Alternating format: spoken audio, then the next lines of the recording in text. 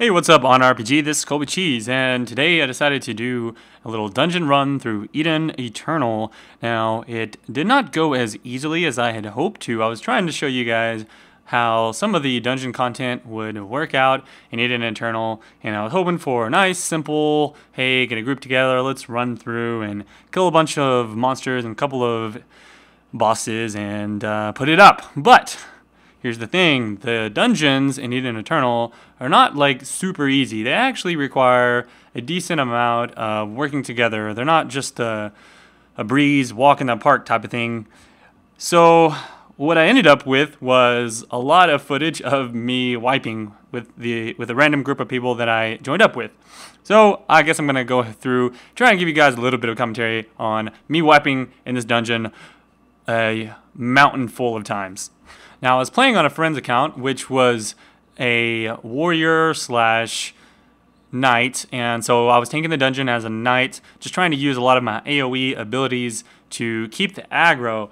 Now, I don't know if I was able to do that extremely well. Again, this is one of my friend's accounts, but it's not like it's technically that difficult to understand.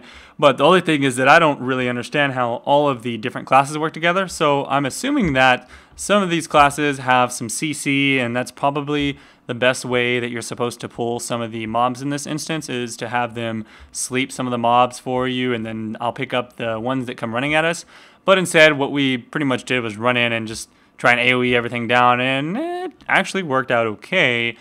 There were some other problems with the other monsters and stuff that we had.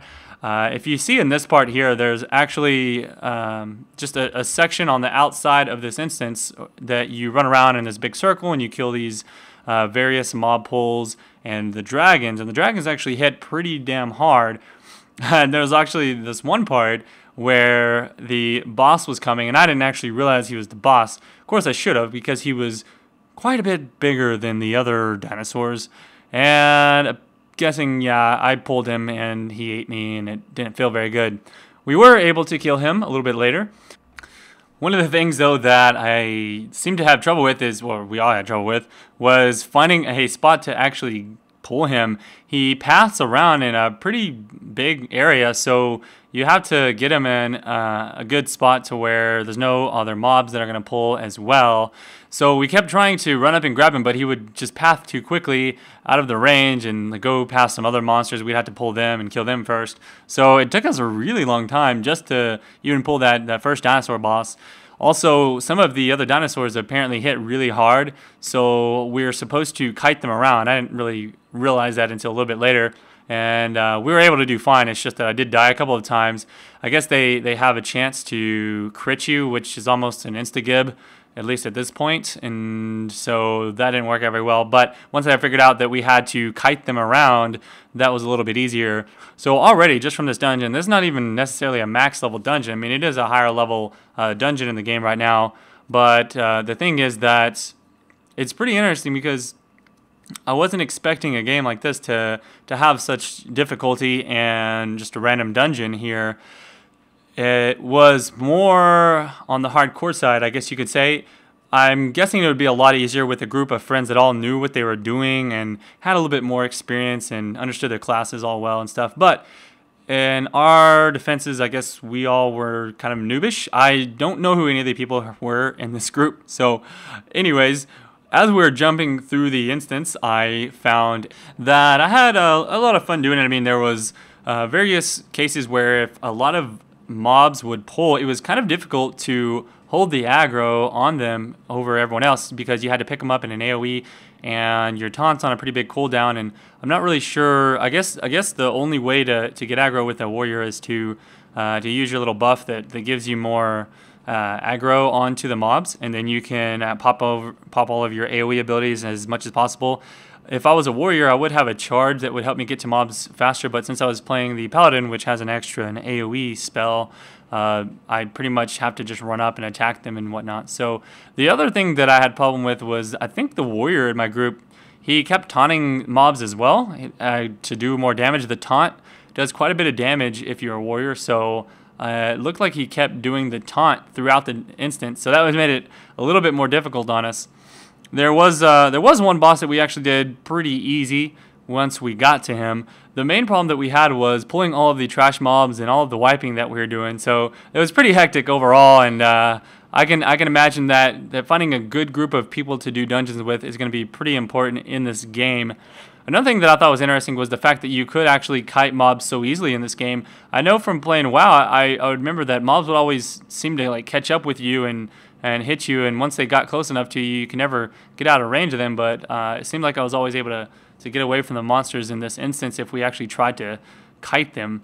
Another thing is that we got to one of the bosses, and I don't even know if it's the last boss in the instance, because this is pretty much where we spent the last 30 or 40 minutes of the dungeon, was trying to kill this one big turtle boss monster, and no matter how many different configurations and setups that we tried, we just could not take him down. He hit so ridiculously hard that no amount of healing from our healers could keep me up.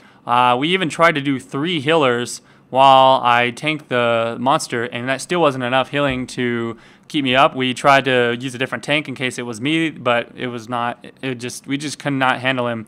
Like whenever we had too many healers, then we didn't have enough damage on him. So overall, I have to say that the dungeon difficulty in this game is quite impressive, to say the least. It's something I like if I were to actually play the game regularly, because boring dungeons are not that fun, and so it would be nice to be able to get that feeling of accomplishment from going in with a group of friends that actually know what they're doing and complete the dungeon, and not just have some kind of walk in the park where any person who's never played the game before can run in and just beat the dungeon. I'm glad that I couldn't actually get this group to beat the dungeon with me, so that was pretty cool. My final thoughts, though, are that the instances in this game are going to be very challenging. I don't know if there's going to be any bigger raid-style dungeons and whatnot later on, but I would be interested in checking that out. Again, I did used to play WoW back in the day, and I was a big raider, so that type of gameplay is pretty interesting to me. So I didn't actually see any other mechanics in the game where I had to run away from certain spells or, dodge certain things.